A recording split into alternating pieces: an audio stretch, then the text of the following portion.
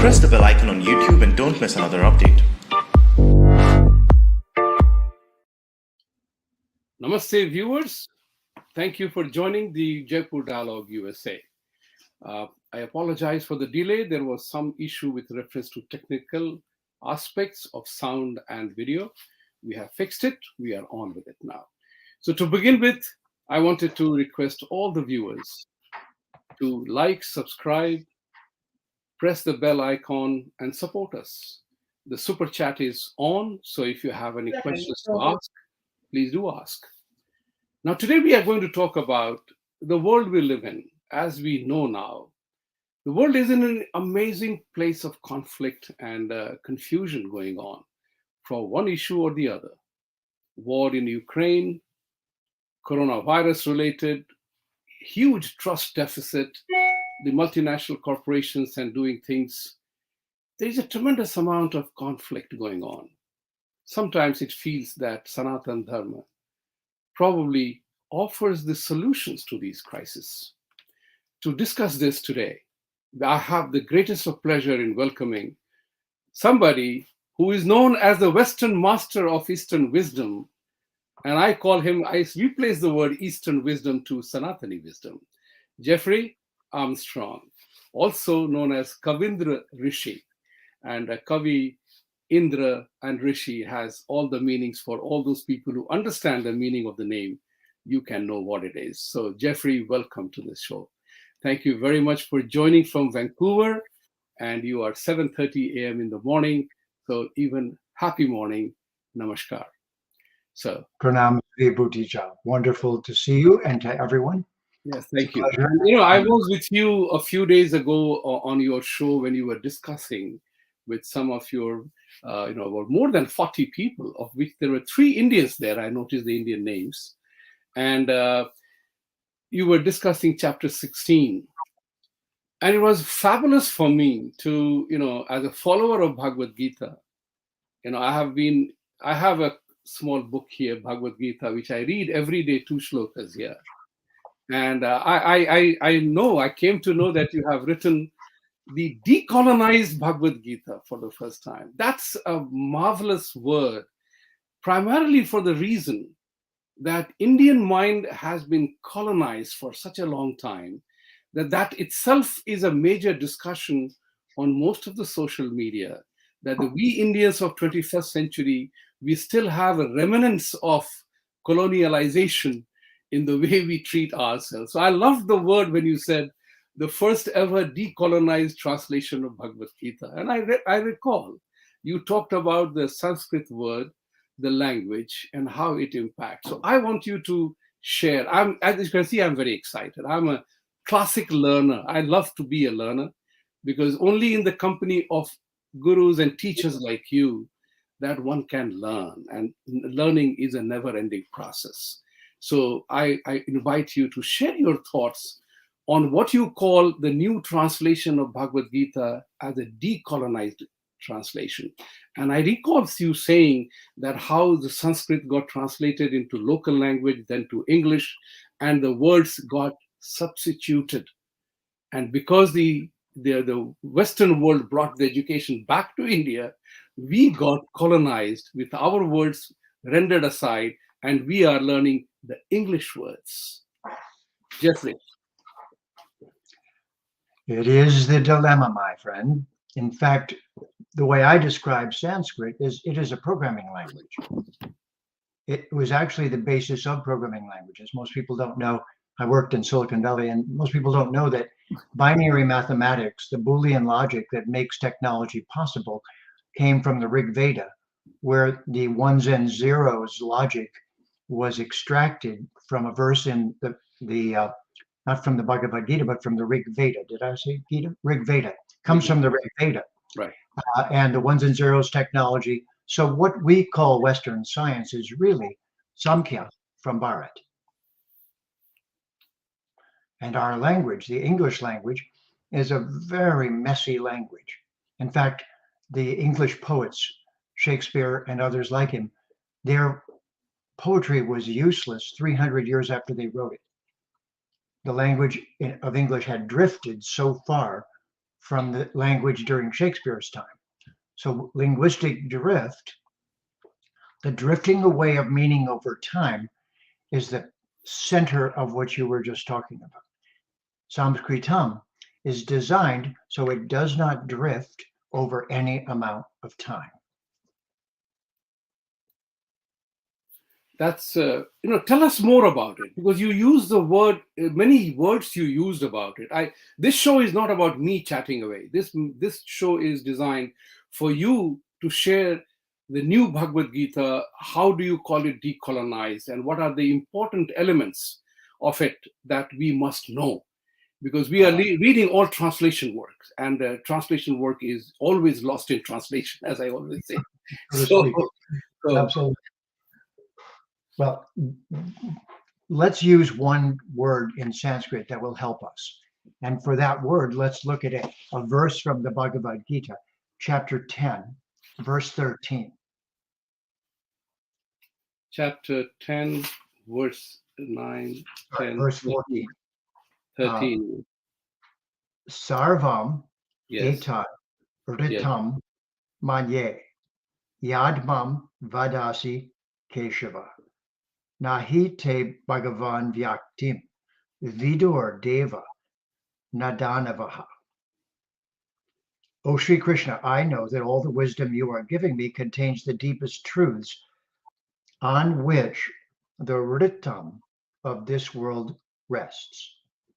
O Bhagavan, neither the devas nor the asuras truly understand how you are manifest within all that exists. Right. So let's use this verse as an example. The pivotal word is ritam. There is no English equivalent to ritam. And the ri in ritam, which is really the dotted Sanskrit R, is the same ri that's present, that is the root of dharma, dri, and karma, kri. Yet I continue to hear people say, our Hindu religion. Well, the good news is that the English word religion has re in it. But if you look up the meaning of the English word religion in an etymological dictionary, it refers you to the word ligament. The English word religion is derived from the English word ligament. The ligaments are what hold our body together at the joints. So that's just a very distant reflection of the ri. The ri, or the ritam, is the basis of the cosmos, because that ritam is all of the codes called the laws of nature in English that are the necessary precursor and the proof that an intelligence constructed the cosmos. And that an intelligence constructed the cosmos is then carried forward in that word ritam. Now that word is buried in English. Reading, writing, arithmetic, rhythm, rhyme, all of those are religion, the Sanskrit re. Nobody speaking English knows they're speaking Sanskrit. But the ritam is the basis of all of this, and the ri became the dri. Now that dri traveled to England a few years back, a few hundred years back, 1,000 years back to the Celts before the English. And it became the English word tree. And tree is something that stands straight and tall for itself, for its nature, and bears fruit. So from tree came the English word truth, which is tree-uth. And Tri-uth, or truth in English, is actually from the Dri of Sanskrit and the Dri of Dharma. And what does Dharma mean? It means understanding the essential nature of everything and using it appropriately, and then standing correctly in relationship to the Ritam. So what is a ritual then in English? It's Agnihotra.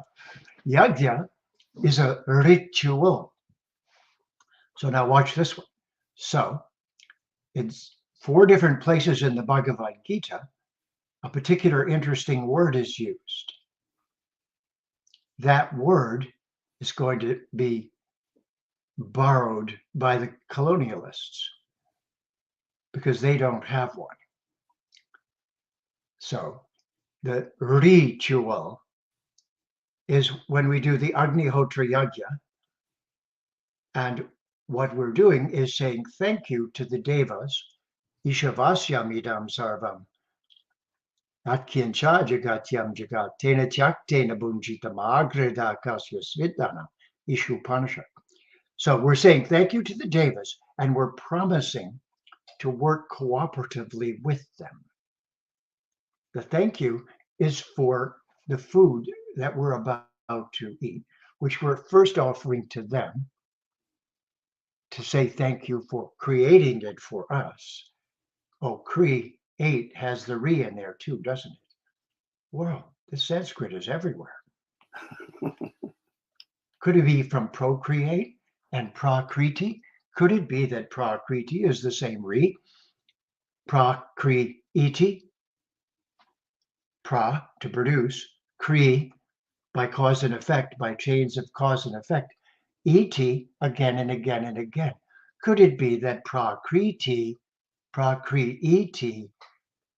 is the rule of this place there where we're living, this jagat, ja meaning birth, that which moves forward, gat, by birth and death. So if we're here inside prakriti, and we use any other word than explaining the Sanskrit like I'm doing right now, we just lost control of the conversation. We use a couple of English words. The Sanskrit's not visible, but wait, we were at the yajna. So the yajna is going on, and the Hotri is about to make the offering into Agni, into the mouth of Agni, and the offering is made. Thank you. And the smoke comes up. What is that smoke called? Do you remember? Hutam. And Hutam entered into German, because German is based on Sanskrit and not Latin. So Hutam became Gutam. In Dutch, it became Gut, and in English, it became God. So the English word God is actually the smoke arising from a Vedic Agnihotra Yajna. Now, how many Christians know that? How many English speakers know that? That the pagan fire sacrifice the Christians hated so much, and the Muslims, is actually the Ritam at work, and the smoke arising is the Hutam. Brahmarpanam, Brahma Agnau, Brahma Hutam, Krishna says in the Gita. I am this, I am that, I am that, I am that. All of this is unknown in the current conversation. So this means that the people from India, from Bharat, trying to describe their culture, don't know how to conduct the conversation and show the roots in Sanskrit. Now you asked me to explain how.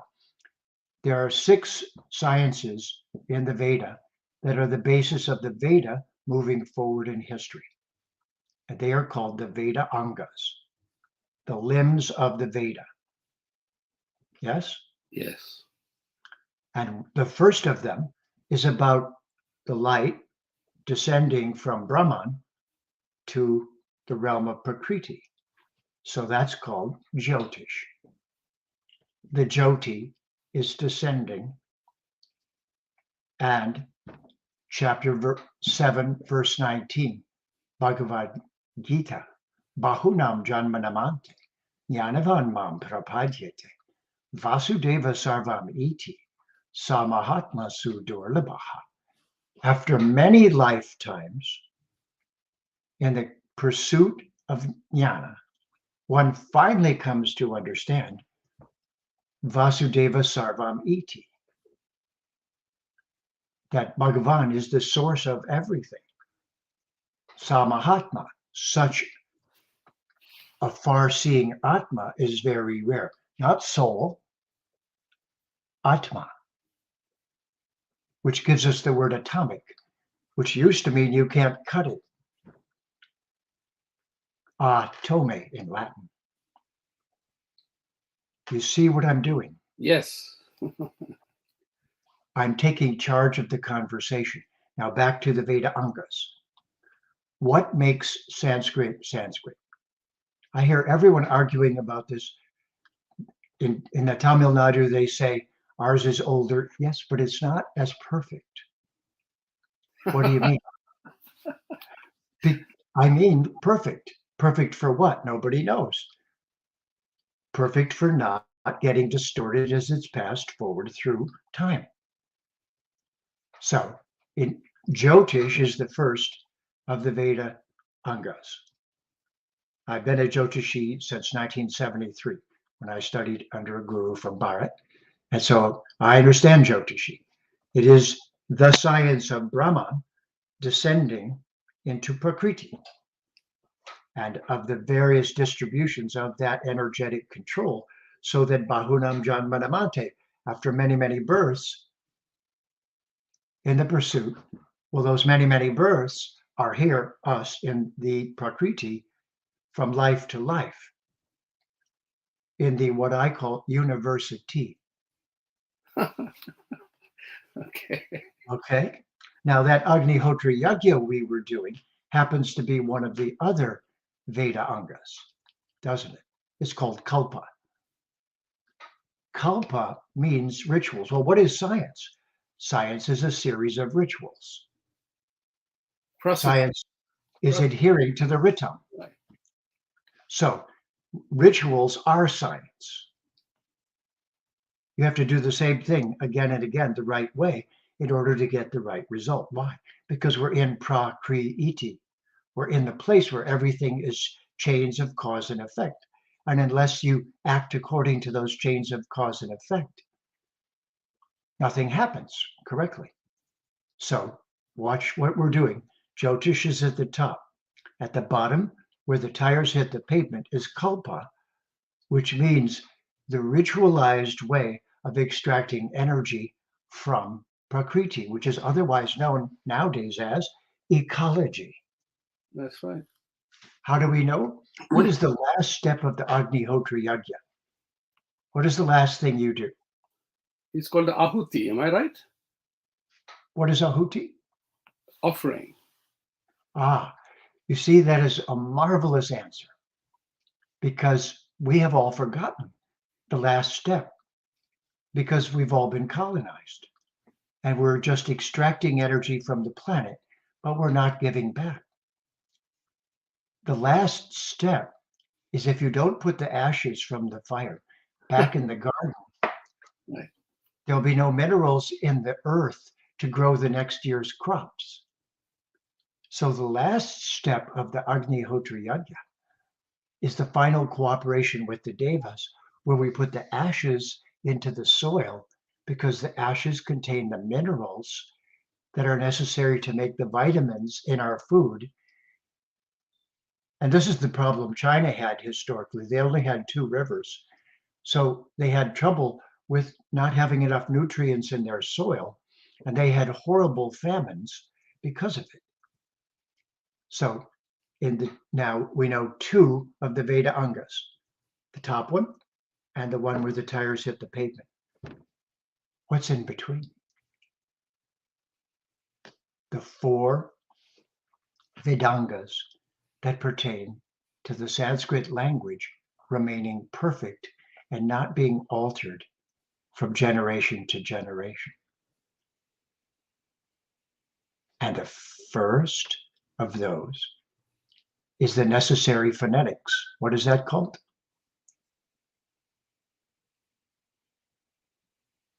Shiksha.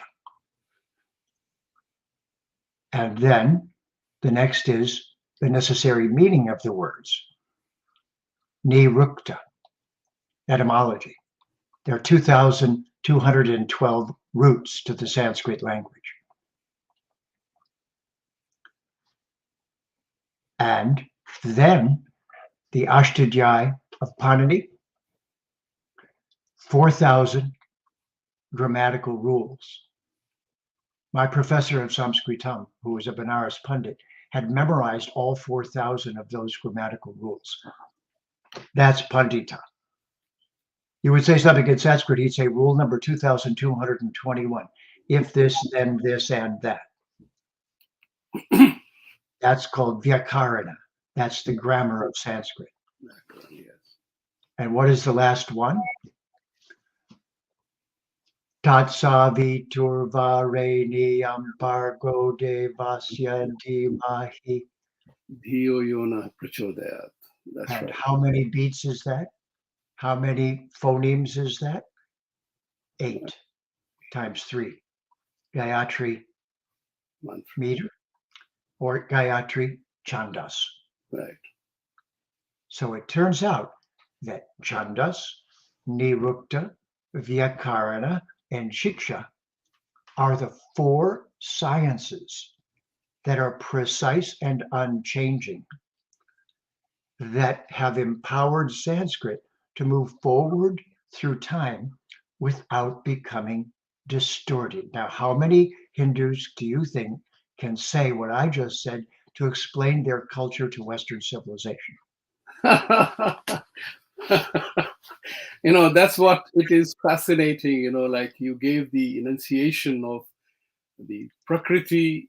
Now, who would have thought that Prakriti is procreation, and how the word re has got into everything in the English language, how they borrowed it. That, and you mentioned about China, the river, and the translation, the ashes, for example, unless they are given back to earth, minerals don't develop. So I was talking about Ahuti. You took one step forward of the ashes, that is me, Vibhuti, goes into the planet Earth. So on the Earth. So that's beautiful. And here is what I wanted to bring the conversation back to where we are today. Because one of the things that I learned way back in 1983, an Indian scholar, management consultant, and Ivy League educated, told us in Bankers Club in Bangalore that Indians do not need to go to America to study management. All the management tools, life lessons, everything is there in our own scriptures. Study them, don't read. Now, my inquiry with you was, Mr. Kavindraji, if I may say so, how you got enticed and got interested in it and devoted your entire life to this. At what point in time that, to use the American slang, you flipped? Well, that's why I quoted my favorite verse, Bahunam Janmanamante. At age 13, I wrote my first poem. I went to a carnival that night. I was just a young man growing up in the Detroit area.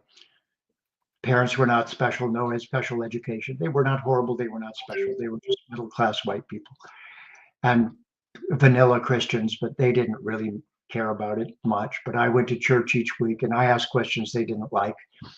But suddenly something occurred to me. And I wrote a poem. And it said, life is like a carnival filled with dirty little men grubbing for pennies, offering cheap thrills to stupid people who lead empty, meaningless lives. And when I look in the mirror, I see not one person, but 2, and I wonder which one is really me. Bahunam Janmanamante. Yeah. I started waking up at 13 from my previous lives in Bharat, from my previous lives as a yogi. And who knows why Bhagavan decided to toss me down Detroit, Michigan. But it worked because I looked around and said, something is terribly wrong. And I started searching. And of course, I went to university. It took me a while till I was in university to really get the momentum of that search going. And finally, everything that I read, everything I studied led back to Bharat. I got a degree in psychology. All the psychologists were just taking knowledge from Bharat and coming up with a theory. Every one of the psychological theories is just a changed form of it. And therefore, William Sheldon, for example, one of the most famous psychologists, invented something called mesomorph, endomorph, ectomorph. Do you know what those are? No, I'm not sure. Please tell us. Mesomorph is medium build, muscular, strong. Oh, okay. And endomorph is more carrying weight, round, soft-bodied, and so forth. And ectomorph is tall, skinny, nervous, high-strung. What did we just say? Yeah. Vata Pitta Kapha. Yes. So William Sheldon developed an entire theory of psychology around Vata Pitta Kapha. Mm-hmm. Wrote volumes of work on it. Everyone who learns psychology in the West learns not Vata Pitta Kapha, endomorph, ectomorph, mesomorph. Nobody tells them it came from India. Nobody tells them it's the basis of Ayurveda. No one tells them it's the basis of the construction of the body. So as I began, all these fragments of Vedic knowledge are all spread throughout Western science, in the mathematics and the physics and the psychology and the philosophy, through the German philosophers. They've all been drifting through. The truth is that for 1,000, 2,000 years, even Abrahamic religions, you know who Abraham and Sarah really are? Brahma and Saraswati. The Abrahamic religions are from the original couple, according to them, which is Abraham and Sarah. That's Brahma and Saraswati. They just twisted it. So Western religion is from India, is from the Veda. Judaism is, Islam is, Christianity is, Vedic knowledge was passed down the Silk Road. I just read an article about 1,000 years ago, 300 Vedic texts, Sanskrit texts, went down the Silk Road to China and were translated into Chinese. Whoever told us this in school? Who told us that Sanskrit is the most perfect language and that because of it, down the Silk Road, knowledge of India was disseminated, became the three Abrahamic religions, became everybody's languages, got scattered all across Europe. What do we call the people for the northern part of Europe? Scandinavians, huh? Is that Skanda? Skanda, yeah, that's right. Yeah. They're the Scandinavians. They're descended from Kardikeya. What about the Russians? Oh, you mean the Rishis, the Rishians, where the Rishis used to build ashrams in Siberia, so no one would bother them. And what about the Irish? I mean, the Aryans, the Irish, the Iries. Sanskrit This is so amazing. This is so amazing. And you very correctly asked this question: how many Indians themselves know this?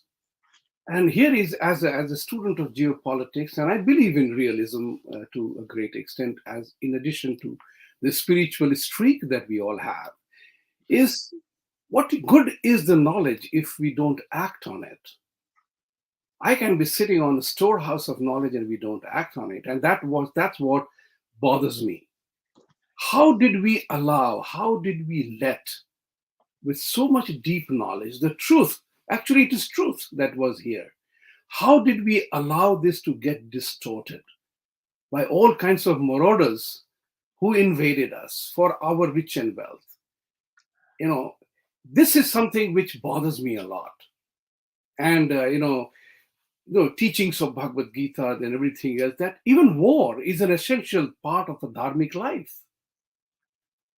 How did we become so unwarrior-like that we conceded ceded, and gave up territories and knowledge and distortions affect us. Even today, Indians lament, and I hate it, and I chide people who say that. Oh, we have been ruled for thousands of years, that's why we are like that. I said, why the hell did we let it happen? We need to answer that question. Why did we let that happen to us? Where was our knowledge and wisdom? Your thoughts on it? Well, I have to just embarrass you slightly and say I used that word too for a long time, but not anymore. Tell me what the word spiritual means. Let's have Oh, some that's a great question. Absolutely, because this is the one which leads us to another conversation on this matter, and I would like you to address that, because you have said that it is India is going to colonize the world. So our spiritual journey has to begin to colonize the world. Is that why Islamic faith and the Christian faith are attacking Hindus who remain an unfinished business? Actually, what I was pointing out is you shouldn't use the word spiritual because there's no meaning to it. That's right. Yeah. We all like to be called spiritual. Yes. What does it mean? Spirit. Spiritual. What is the actual literal dictionary meaning? Oh, we all know esoterically what it means, but then We it's don't. something beyond religion. I put it, my definition is beyond religion. Or Yes, but you can't make up definitions. I'm going to show you something. Sure. You're thinking you get to make up definitions. That's what dictionaries are for. Okay. You can't make up definitions because if you make them up, then nobody knows what you really meant because only you know your definition. Right. So spiritual means to breathe. It's called inspiration and expiration. It doesn't mean anything more than that. It has no other meaning. So when somebody tells me they're spiritual, I say, I'm glad you're breathing, but I still have no clue what you stand for or what you're thinking. Well, you say, well, but it's spiritual. No, I don't know. Tell me more. Do you mean Brahman? Do you mean Prakriti? Because Prakriti is air. Do you mean pranayam? What do you mean? So I want to answer your question by showing you that even the most sincere have not taken the trouble to become scientific in programming their speech with precise meanings. And in the absence of that precision, everything becomes mush. I'll give you an example. Give me the English translation, please, the standard one. Asato ma sadgamaya. Now you're testing me on my translation abilities. No, just the standard one for everyone. Hmm. What is the usual translation of that? Not just you. Asato ma sadgamaya. Astoma Sadgame. I can't translate it as of now, my inability to do so. From that which is unreal, lead us to that which is real. Asat is translated unreal. So, do you believe that the world around you is unreal? Is my cup of tea unreal? Yes. No. If it's unreal, how could I just take a sip out of it? So the translation is completely wrong. It's not unreal. Asat doesn't mean unreal. But you just ruined the Sanskrit by doing that. If you said it means unreal, you're stuck. Because now you deny the reality of the world. And if the world's not real, how can we even be here? How can we even proceed? How can we even go forward? The word real gives us real estate. It means what? Well, it actually means of the land. Rashtra.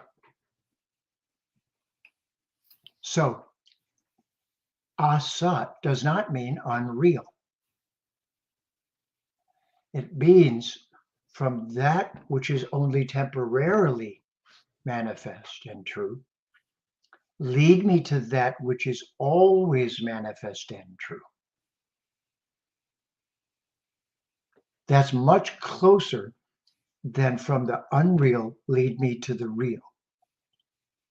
So now think for a moment, what happens when Vedanta comes into English then? What happens to Achintya when it comes into English? There is no English equivalent. So I want to show you the secret. There is no synonym, and this is the word, in English for the Sanskrit word Dharma. There is no synonymity, no equivalency between the Sanskrit word Dharma and any word in English. There is no one-word translation. A group of words can approximate the Sanskrit, but there is no one-to-one word of translation between the Sanskrit terms, which are deep in understanding and meaning. So I'm giving you the essence of the problem. The problem is we are not reprogramming the colonizers. We're speaking of ourselves the way they taught us to. We're speaking ignorantly the way they taught us to, instead of teaching them the vocabulary of Sanskrit with clear English words that don't cloud the meaning of the Sanskrit word. So Dharma, the root is Dri. The Ri means the Ritam. So Dri means the essential nature of a thing, which if you take that away, it is no longer itself. This is a glass of water. It's liquid. If you take its essential nature away, it's no longer water. We are a Dharma culture. We are not a religion. A Dharma culture requires you must know the Ritam, you must know the Prakriti, you must know the Sanskrit precise terminology, because it's a science. It's not a blind faith religion. So what we've actually caught is blind faith religious illiteracy. And we think we have to conform to the illiteracy of the English language to subvert the Sanskrit, and we don't think we have permission to insist that the people speaking English learn some Sanskrit words so we can explain ourselves to them. Do you see the problem? Yes. The entire Vedic civilization is still hesitant to teach a Sanskrit word to those it is trying to explain itself to. Now that brings it another important question as to why inability to train, why not teach? People have asked me this question in America because in my interaction with people, when I share with them the way we are, what our philosophy stands for, I try to explain to them in their language so that they understand it, trying to break it instead of trying to complicate it, make it simpler. I believe in Einstein's slogan, Einstein's quote, that any intelligent fool can complicate a simple problem. It takes courage to move in the other direction. They all tell me one thing very common. Why the hell don't you tell us the beauty of your way of life? But that's based on science and technology. And I have begun to feel, and I have said so before, and I say it again, the advances in science and technology, the knowledge which is happening, it is breaking the barriers of ignorance and fear and the gullibility of people who fell for the religious trope. How does this society, which has never done something, take that message forward? Or is it people like you, Dr. Elst, or, for example, Dr. Crowley, is it left for them to take the message? Because we are unable to do so because we don't know the either or language. We have forgotten Sanskrit and we don't know English. So this is it's a great question, Vibhuti. So here's a good answer, that you don't have to know all of Sanskrit. You just have to introduce scientific vocabulary. Right. So you have to give about, let's just say, in the Gita, I left about 120 words of Sanskrit in the verses. There is no English word for the Sanskrit word. So I left them in the verses. So to read the Bhagavad Gita and get to the first level of meaning, you must know at least 100 Sanskrit words. And those Sanskrit words simply are irreplaceable. If you refuse to learn them, then you're too illiterate to answer the question you're asking. If the question is, what is the Vedic culture based on? What is the Hindu culture based on? The answer is the Vedic culture. What is the Vedic culture based on? The answer is Sanskrit. And what is Sanskrit based on? I explained it. It's based on something that is so precise that it can't drift away over time. Give me an example. Okay, now we're back to the ritam. The same ritam which was borrowed by Greek, borrowed by Latin, then used in English. I'll give you an example. In the 11th century, most people have no idea where science came from in Western civilization. In the 11th century, a cave in Spain revealed a library of books that were in Arabic. They were a translation of Aristotle, the Greek philosopher, the disciple of Socrates. Socrates had two disciples, Plato and Aristotle. Aristotle went down the Jnana Samkhya road, and Plato went down the Vedanta road. So Plato is considered a theologian. Aristotle wrote many, many books on how to think scientifically. And he wrote them, of course, in Greek. Those were translated into Arabic. When the Muslims were in Spain, they left a cave library full of those books of Aristotle. 12th century, they were discovered. Then they were translated for the first time into English. And now there was a scientific revolution in Western civilization from Greek science because of Aristotle. Before that, there was no science to speak of. And that's because Christianity is a blind faith religion that has no interest in jnana whatsoever. It's against it. It's against knowledge. It's blind faith. Why? We only have one lifetime. Why?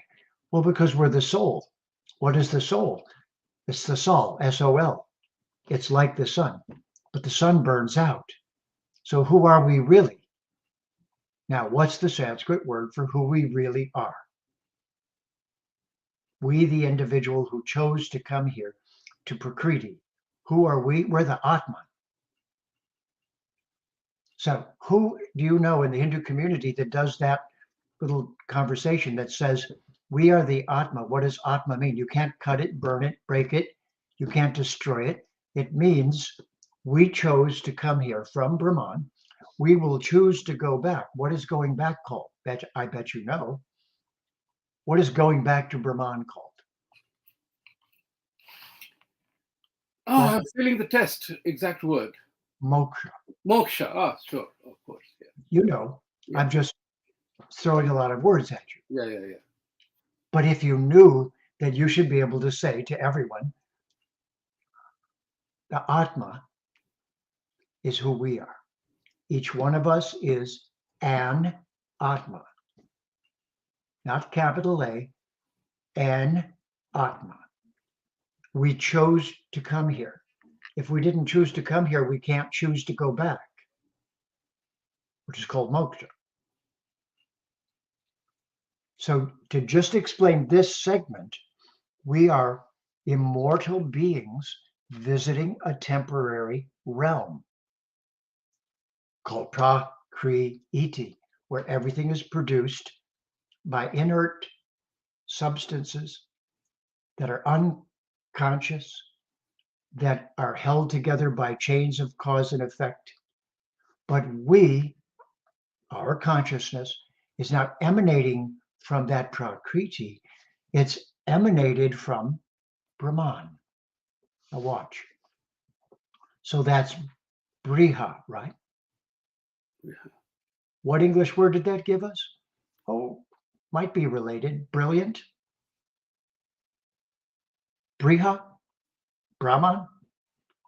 What is brilliant? Brahman. Brilliant is just the English word for Brahman, for sunshine, for something shiny. But its derivation is Brahman. So reverse the conversation. You cannot explain yourself as a Hindu without the words I just said. You say to the person, well, first of all, here's our worldview. We don't live just one lifetime. And the being who does not live just one lifetime is called the Atma, A-T-M-A. Your word atomic in English comes from it. It means you can't cut it, can't burn it, can't break it, can't kill it. So we're the unkillable Atma that can't be cut, can't be destroyed. And we're here for thousands and thousands and millions of lifetimes. We go through all the species, and then we become human, and then graduating from being human is called moksha, or going back to Brahman. How many people who are from India who consider themselves Hindus can explain that so simply? Do you see the problem? Yes. It needs to start with a very simple premise, but the difference between the Abrahamic religions and the Vedic culture is everything. Meaning, if you don't assert that you're an immortal being here for many, many, many, many, many, many lifetimes. So they're born again Christians, but Hindus are born again and again and again and again and again and again Hindus. But that's what's missing in our world. The whole exploitive, colonizing world is based on one lifetime. Everyone in Western civilization is in jail. It's a one lifetime jail. And in order to explain yourself as a Hindu, you simply have to say, we're an immortal being, we come from Brahman, we're called the Atma, and where we are is called Prakriti. And leaving here and going back to Brahman is called moksha. There you go. This was so simple. Very This easy. was so simple. It's Just so four easy. Sanskrit words. That's Just four right. Sanskrit. That's You got right. Now, what is important? You earlier mentioned about breathing in and breathing out, which is what life is all about, right? Yeah, Spiritual, you mean? spiritual. You mean that everything is spiritual? Spiritual, yeah. It's all about breathing? Now you also talked about the element of in Christianity, it is a one-time lifetime jail. But there is another thought that says that your external world is a reflection of what you are within. What is inside reflects outside. Now, it brings about a conflict in my mind in terms of understanding. Does it mean, as I understand about Christianity, as much as I've tried to understand, is there are diktats, there are mandates, there are regimentations, both of them follow that. But the conflict in the world around today, it's very important to discuss that as well, because let me put it this way to you. This 1 hour or 50 minutes is not enough to dismantle the entire universe for understanding. What you have done today with in teaching people about the Sanskrit and the origins of the entire thing must encourage everybody to learn more about themselves. And I hope it does. So we will need many more conversations as we go forward from time to time. But the important part here is that if what we are inside is what reflects outside, happiness within, you feel the whole world is happy. If you are sad, the whole world feels sad. Do you think it's a tough question to answer because we don't want to be branded as Islamophobic? Is Islam in conflict with itself that it is so much conflict outside? It's in conflict with everything else around it. Where do we fit it? It's not just Islam. It's actually all of these one lifetime people have become fanatics because they only have one lifetime. So first of all, they're frightened to death. That's the basis. Fear is the basis of the Abrahamic religions. And guess what the word pray means? To pray. Yeah. It's from the word precarious. It doesn't mean to chant mantras. When you chant mantras in Sanskrit, you're not praying because you're not afraid, because you know you can't die, because you're an Atma. So you're immortal. You're not doing it, oh, don't send me to hell. You're saying, I want to be like you. It's not a prayer. Prayer is when you're afraid. Precarious is the basis of prey. That's why we call someone we're about to kill our prey. That's right. I was about to say this. It's very interesting that the Yes. spelling for pray is P-R-A-Y, but the only people who pray are going to become prey, P-R-E-Y. And the predators are what the Abrahamics became because they weren't patient. They didn't have a many lifetime worldview. So when we do this and say namaste, we're saying chill, relax, remember to stay balanced, remember dharma, remember to stay in alignment with the correct use of everything, and see each other with respect. Remember, we're not the skin. Look at democracy, so-called, in America. They're still not over calling people their skin. They're still barely offering rights to women, as if there shouldn't have been rights to women. But why are there no rights for women in Western civilization? Because there's no justification for feminine, and because Augustine, the Christian theologian, blamed our being here on Adam and Eve, and it was all Eve's fault because she's the one who's sexy. Yeah. It's the female's fault, isn't it? But this is the exact opposite of Bharat. In Bharat, what do we do twice a year when the crops are planted and harvested? Navaratri. Who are we honoring? Durga Ma. Who is Durga Ma? The original Mother Nature, female. Right. Other people say Mother Nature. We know her by name. Prathamam Shailaputri cha, Dvitiyam Brahmacharini, Tritiyam Chandraganteti. We know her 9 different personalities. So this is another thing that's completely missing in Western civilization. And we're embarrassed to talk about it as Hindus. At least I don't hear anyone talking about it. That we see the ultimate divine as masculine and feminine. Now, what does that do psychologically that's completely missing in Islam? Completely missing in abusive Islam. Completely missing in abusive Christianity. Why did women have to fight for their rights in Western civilization? Because Western civilization is barbaric. It has one brief lifetime. It's scared to death. They've scared the hell into them. They're praying because they're afraid. The whole thing is a mess. And being an outsider, I can say this without sounding just like I'm being disrespectful. I'm being very respectful. I respect the person, the Atma, who's so lost in ignorance, in avidya. But they refuse to have a vocabulary to describe the problem. How can I diagnose it without that vocabulary? So should we say that we are doing our Vedic prayers? Not again. I hope I never hear that again. Should we call Bhagavan God? You mean Bhagavan is the same as the smoke arising from the Vedic yajna? That's all he is? Is just the smoke from the yajna? Or is Bhagavan, one who possesses Bhaga, 6 qualities that everyone desires to an unlimited degree? This is brilliant. And I wanted to tell people that, hey, we have 5 minutes remaining before we jump into Sanjay Dikshitji's very popular Ask Me Anything session. So if you have any questions, please ask, because this is not the last session with Jeffrey.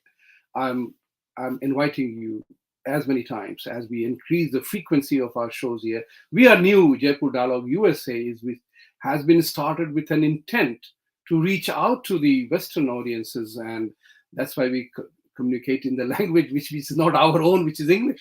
It's funny, I mean, the way you have said about it today. One thing which I wanted to ask here is that so much of villainy seems to have gone into the Abrahamic faith then. It is a domination. The politics of domination is going on between in the two religious faiths to dominate something that is truthful.